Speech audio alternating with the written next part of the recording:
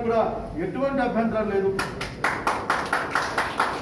చేయాలి కదా, పాంప్లెట్ మోసుకెళ్ళాలి కదా, ఇంటింటికి పోవాలి కదా, అమ్మ అక్క నాయన తమ్ముడు చెల్లెలు ఇది కాంగ్రెస్ పార్టీ అని చెప్పాలి కదా. ఆ కార్యక్రమాన్ని తీసుకోబోతాం. ఎంతవరకు మన శక్తి ఉంటే అంత ముందుకు వెళ్తాం ఆ విషయం లాగా. కనుక అన్ని సుశెట్టి గారి నాయకత్వంలో ఎన్నికల కమిటీ వాళ్ళ సహకారంతో వాళ్ళ సూచనలతో నియోజకవర్గ స్థాయికి మండల స్థాయికి కూడా యాక్టివిస్టులు గుర్తించడం జరుగుతుంది. ఇందులో మాత్రం చెప్పాల్సి వస్తే ఈసారి ప్రధానమైన బాధ్యతను పర్యవేక్షించే బాధ్యతను ఆంధ్రప్రదేశ్ కాంగ్రెస్ కమిటీ దాన్ని తీసుకుంటుంది. అనుభవజ్ఞులు, పెద్దలు, ధైర్యవంతులు అన్నికంటే ప్రధానంగా అట్లాగే కన్విన్స్ చేయగలిగిన వాక్చాతుర్యం కలిగిన తులసిరెడ్డి గారి నాయకత్వంలో ఎన్నికలు జరిపిస్తాం. ఈసారి ఆయన ఎవరు ఈయనెవరు ఎవరెవరు సంబంధం లే. కాంగ్రెస్ పార్టీ అభ్యర్థి ఎవరైనా సరే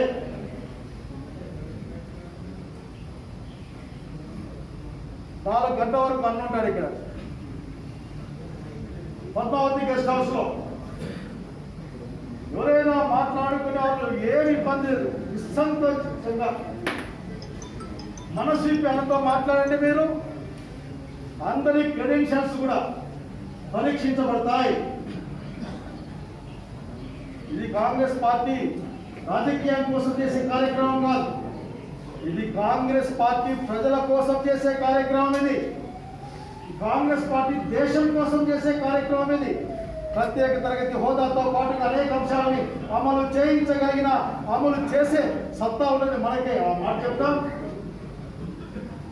ఏమడుగుతారు ఇదంతా వచ్చిన తర్వాత? ఈ బీజేపీ ఎస్సీ కాన్స్టిట్యున్సీ బీజేపీ అభ్యర్థి ఎస్సీనే, తెలుగుదేశం పార్టీ అభ్యర్థి ఎస్సీనే, వైసీపీ అభ్యర్థి కూడా ఎస్సీనే, కాంగ్రెస్ పార్టీ అభ్యర్థి కూడా న్యాచురల్ ఎస్సీనే. ఎస్సీలను నిట్టనిలువున కాల్చి చంపుతూ ఉంటే నోరు విప్పి కూడా ఖండించడానికి చేతగాని వైసీపీ పార్టీ రోజున దళితుల కాన్ఫరెన్స్ లో ఏ మొహం పెట్టుకొని పోటీ చేస్తుంది? బాబు గారు మోహన్ రెడ్డి యొక్క ఆ మధ్య యుగాల నాటి మనస్తత్వం, అప్పుడప్పుడు చెప్పే విధంగా దళితులంటే ఒక చిన్న చూపుతో ఉన్న ఒక లక్షణం. ఈ మాట ఊరికే మాట్లాడలేదు. దుర్గా ప్రసాద్ గారు మరణించారు. దుర్గా ప్రసాద్ గారు మరణిస్తే కనీసం చూడడానికి కూడా వెళ్ళలేదు. రేణిగుంటలో చాలాసార్లు ఎక్కడం దిగడం కూడా జరిగింది. ఆశ్చర్యపోయినా వాళ్ళ అబ్బాయికి ఏమైనా సీట్ ఇస్తారేమో అనుకున్నాం. రెండోసారి అదే కుటుంబానికి సీట్ ఇస్తే బలపడతారు కాబట్టి ఇంకొకరికి ఇవ్వాలి. అందుకంటే దానికి పెద్ద లాజిక్ ఏమి లేదు. వరుసగా ఒకరికే సీట్ ఇస్తే బలపడతారు కాబట్టి గంటకి నిమిషానికి మారుస్తా ఉంటే వాడు గాలి కొట్టుకుపోతాడు, ఇంకొక ఆ ధోరణి తప్ప ఇంకొక ధోరణి నాకేం కనపడలేదు. చంద్రబాబు నాయుడు గురించి ఎంత తక్కువ మాట్లాడుకుంటే అంత మంచిది. ఆయనే సక్రమంగా పరిపాలించి ఈ కష్టం మనకెందుకు వచ్చింది? ఈ సందర్భంగా ఉన్నప్పుడు కాంగ్రెస్ పార్టీగా ప్రజలు మన గురించి ఆలోచిస్తున్న మాట వాస్తవం. కాంగ్రెస్ పార్టీ మాత్రమే ఏదైనా ఒక సమస్యను పరిష్కరిస్తుంది అని బలంగా బల్ల బుద్ధి వాదించే వాళ్ళ సంఖ్య రోజు రోజుకు పెరుగుతూ ఉంది.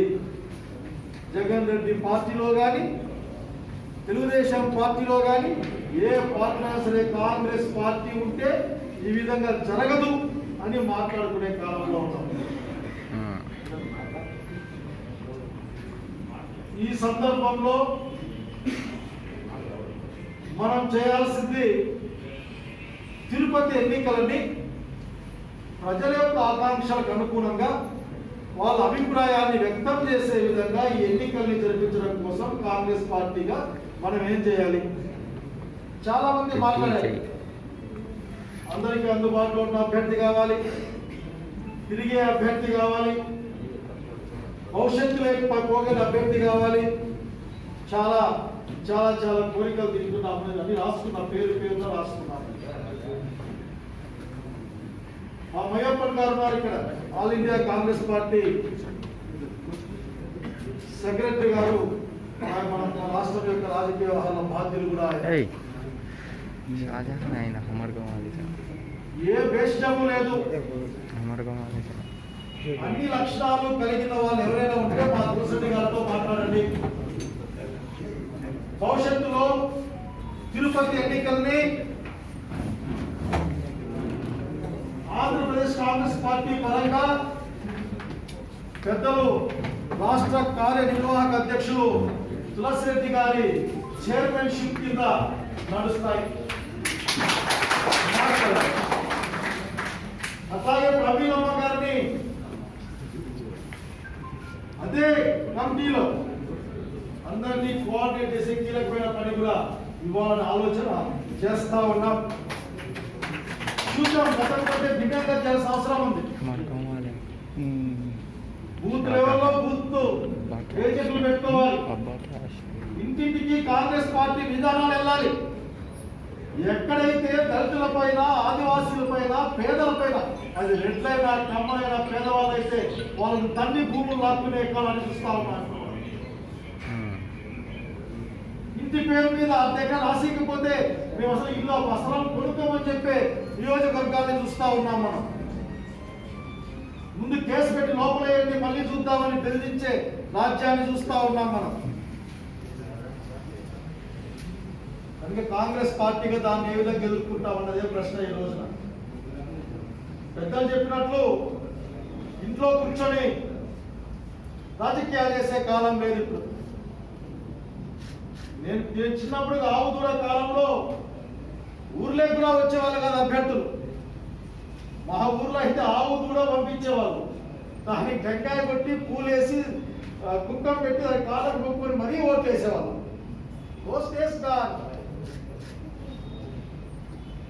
ఊరి ఊరికి రోడ్లు, ఊరి ఊరికి స్కూళ్ళు, ఊరి ఊరికి బిల్డింగ్లు, కోట్లు, ఒక 100, 1000, 2000 కోట్ల రూపాయలు పనులు చేసినా ఏం చేసినాము అనే కాలంలో ఉన్నాము.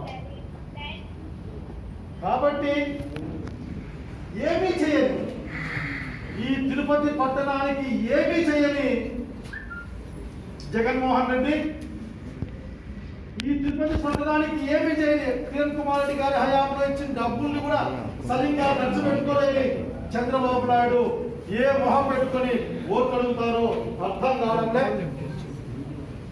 కేవలం మన అమాయకత్వాన్ని ఆసరాగా చేసుకొని, ప్రజల యొక్క అమాయకత్వాన్ని ఆసరాగా చేసుకొని డబ్బులు ఖర్చు పెడతాం, ఎంత ఓటైనా కొంటాం, ఎంత దూరమైనా పోతాం, అవసరం వస్తే ఆ లారీ నుంచి తెచ్చి ఇక్కడే పెట్టేస్తామని ఒక మాట తప్పనిస్తే, ప్రజలకు మేలు చేస్తామని కానీ, తిరుపతి పట్టణానికి మేలు చేస్తామని కానీ, మన్నవరాన్ని సాధిస్తామని కానీ, లేక దుగ్గరాజపట్నాన్ని సాధిస్తామని కానీ, తిరుపతి పట్టణాన్ని విశ్వనగరంగా మారుస్తామని కానీ ఈ మాటలు ఏవి మాట్లాడడం లేదు. ఇదంతా మాదే, మేము చెప్పేది నడుస్తుంది, అవసరమైతే ఎంతైనా పడేస్తామనే మాటల్ని వింటా ఉన్నాం ఇక్కడ. కాబట్టి ఈ సందర్భంగా మనం ప్రజలకి వాస్తవ పరిస్థితులు చెప్పడానికి ఉంది. ఒకరోజు జరిగే పని కాదు ఇది. ఒక అవకాశం వచ్చింది మనకి ఇంటింటికి పోవడానికి, అవకాశం వచ్చింది. ఈ అభ్యర్థులు చెప్పాలి రేపొద్దున. ఈ ఇద్దరు అభ్యర్థులు మన సమాధానం చెప్పాల్సి ఉంటుంది. మద్రాసులో ఒక దళిత యువతిని అత్యాచారం చేసి చావుకు గురి చేస్తే, పోలీసు వాళ్ళు కాల్ చేస్తే నోరు విప్పడానికి కూడా ధైర్యం లేని బీజేపీ మోచే తిరుగు తాగే అభ్యర్థులు, పార్టీలు వీళ్ళు సమాధానం చెప్పని అడగాలి రేపొద్దున. ఆకలేస్తే అన్నం పెట్టిన రైతుకు మోసం జరిగితే, రైతుకు మోసం జరిగింది, అన్యాయం జరిగిందని చెప్పడానికి కూడా నోరు రాని వైసీపీ, తెలుగుదేశం పార్టీ ఇంకో వైపున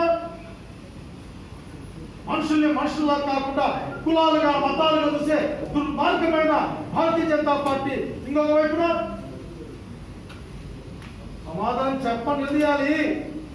ప్రజలకు చెప్పాల్సిన అవసరం ఉంది. మనం ఆయనైతే ఎట్లా, ఈయనైతే ఎట్లా, ఆయనైనా ఈయనైనా నువ్వైనా ఎవరైనా సరే జనాల్లోకి రావాల్సిందే, తిరగాల్సిందే. తెలిసిందే. గత చరిత్ర మీద నడిచే కాలం లేని రోజున అట్లా అయితే కాంగ్రెస్ పార్టీ అభ్యర్థులందరూ కూడా కళ్ళు మూసుకుని ఉండాలి. అందరూ కలిసేయాలి. ఇక్కడ ప్రాజెక్టు కడితే మనం కట్టాం, నీళ్ళు ఇస్తే మనం ఇచ్చినాం, కొరణం నుంచి వరణానికి మార్చింది మనం, మట్టి రోడ్డు తార్ రోడ్డుగా మార్చింది మనం, సింగిల్ లైన్ రోడ్డు 4 లైన్ రోడ్డుగా మార్చింది మనం,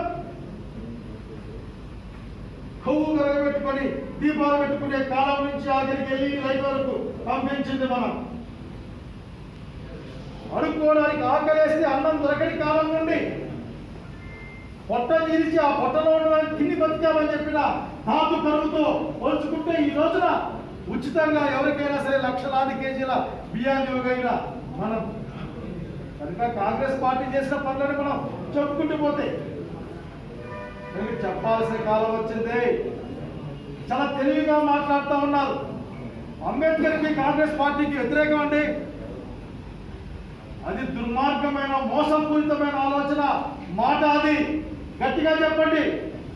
బాబా సాహెబ్ అంబేద్కర్ ఇచ్చే రాజ్యాంగాన్ని అమలు చేసింది ఈ భారతదేశంలో కాంగ్రెస్ పార్టీ. దాన్ని మారుస్తామని చెప్తా ఉంది భారతీయ జనతా పార్టీ. దాన్ని మారుస్తాం. మనువాదమే మా వాదం. మేము వాళ్ళేనా హిందువులు?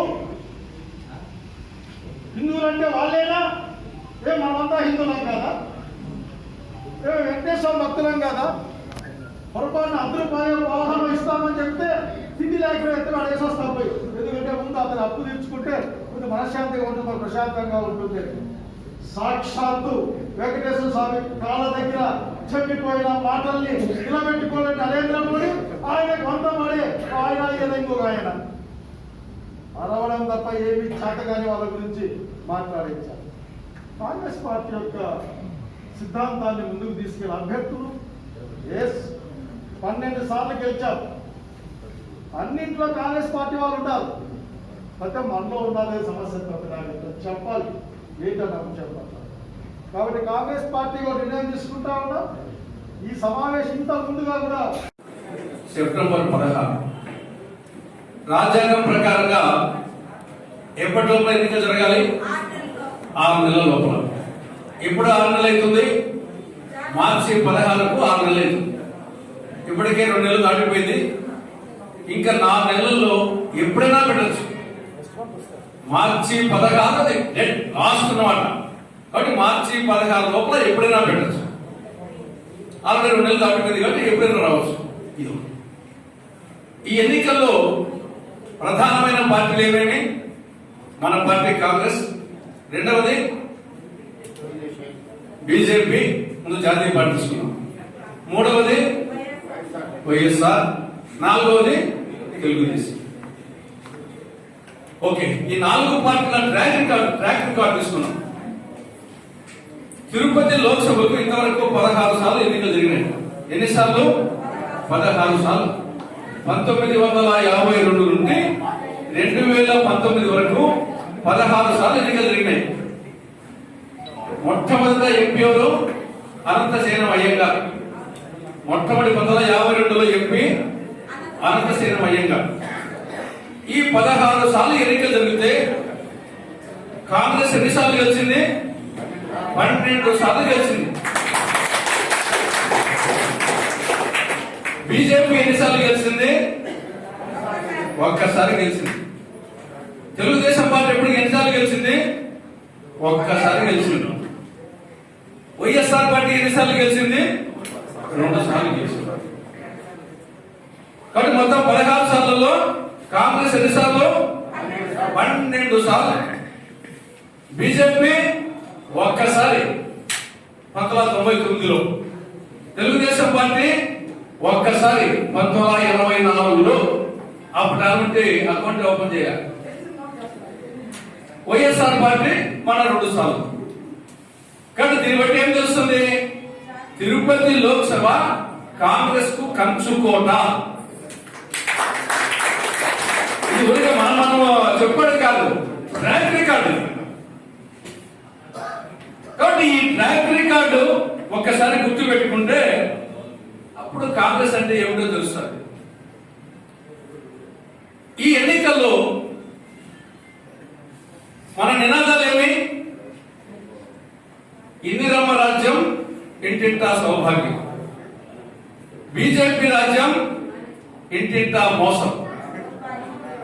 జగన్ రాజ్యం, ఇంటింటా దౌర్జన్యం.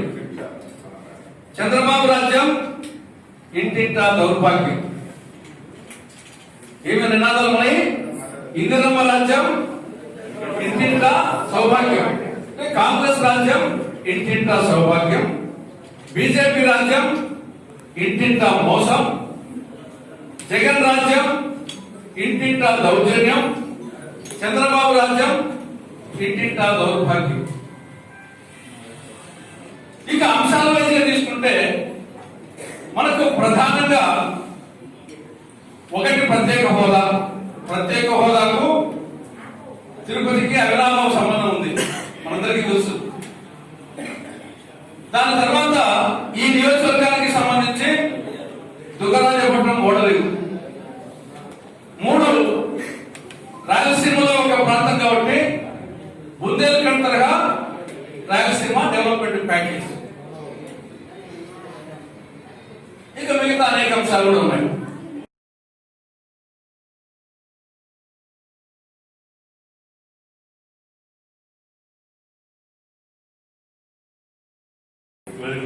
పెద్దలకి, కాంగ్రెస్ కార్యకర్తలకి, కాంగ్రెస్ కుటుంబం అందరికీ హృదయపూర్వక నమస్కారం. ముందుగా ఇంత కష్టపడి కాంగ్రెస్ పార్టీ తరఫున సైనికులుగా నిలబడిన మీరు అందరూ ఈరోజు నాయకులుగా ఎదగాలంటే పార్టీ బాగా బలంగా ఉండాలి. పార్టీని మరింత పటిష్టం చేసి పార్టీని కాపాడుకునేదానికి ఇది ఒక అద్భుతమైన అవకాశం మనకి. ఎందుకంటే ప్రజలు నమ్మి ఓటేసిన ఇక్కడ జగన్మోహన్ రెడ్డి గారు అయితేమి, అక్కడ బీజేపీ ప్రభుత్వం అయితేమి, ఇద్దరు ప్రజల్ని ఇబ్బంది పెట్టే విధంగానే ఉండేది వాళ్ళ పరిపాలన. ఓదార్పు యాత్రికుడిగా పేరున్న జగన్మోహన్ రెడ్డి గారు ఈరోజు పార్లమెంట్ బై ఎలక్షన్ ఎందుకు వచ్చింది? మనకి ఎంపీ అభ్యర్థి, వైఎస్ఆర్సీపీ ఎంపీ అభ్యర్థి సరిపోవాలి. కనీసం ఆయన ఓదార్చడానికి కూడా దీనికి సమయం లేదు. తిరుపతి రేణుగుంట ఎయిర్పోర్ట్ దాకా వస్తారు, అక్కడి నుంచి పోయే వాళ్ళ కుటుంబాన్ని ఓదార్చలేదు. ఏ ఓదార్పు పేరు చెప్పైతే అధికారంలోకి వచ్చారో కాంగ్రెస్ పార్టీ దూరమయ్యారో, అధికారంలోకి వచ్చిన తర్వాత అవన్నీ పక్కన పెట్టారు. వాళ్ళు ప్రవేశపెట్టే ప్రతి పథకం ఓట్ల కోసం చేసినట్టుందే కానీ ప్రజాభివృద్ధికి చేసినట్లేదు. ఇక కేంద్ర ప్రభుత్వంలో బీజేపీ సాక్షాత్తు తిరుపతి వెంకటేశ్వర స్వామి సాక్షిగా ఇక్కడికి వచ్చి ప్రత్యేక హోదా అన్నారు, ఉద్యోగాలు అన్నారు, 15 లక్షలు అన్నారు, పోస్టల్ కార్యాలు అన్నారు. ఒక్క మాట కూడా నెరవేర్చలేదు. వెంకటేశ్వర స్వామి సాక్షిగా తప్పారు మాట. టీడీపీ చూస్తే ఒక రాజధాని పార్టీ కనుక నిలిచిపోయింది కానీ ప్రజాభివృద్ధికి కూడా ఎక్కడ పోరాడే పరిస్థితి కల్పడం లేదు. ఈ రోజు మనం అందరం కాంగ్రెస్ పార్టీని గెలిపేయడానికి ప్రతి కార్యకర్త కాలంలోకి ముందుకు రావాల్సిన పరిస్థితి వచ్చింది. మనల్ని మనం కాపాడుకోవడమే కాకుండా పార్టీని కాపాడుకున్నప్పుడే మనకు మనుగడ ఉంటుంది.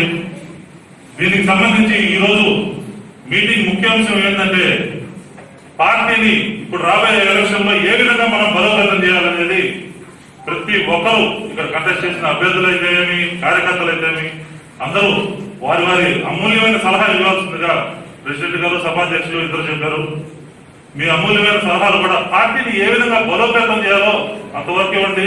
మిగతా ఏదైనా ఉంటే వ్యక్తిగత మన ప్రెసిడెంట్ గారు ఎప్పుడు అందుబాటులో ఉంటారు. ఈ రోజు కూడా మీటింగ్ అయిన తర్వాత అందుబాటులో ఉంటారు. వ్యక్తిగతంగా ఎవరైనా కలిసి మాట్లాడుకోవచ్చు. కేవలం పార్టీని ఏ విధంగా ఈ ఎలక్షన్ లో మనం ముందుకు తీసుకెళ్లి గెలిపించుకోవాలా అనే అంశం మీద దయచేసి అందరూ సలహాలు ఇవ్వండి.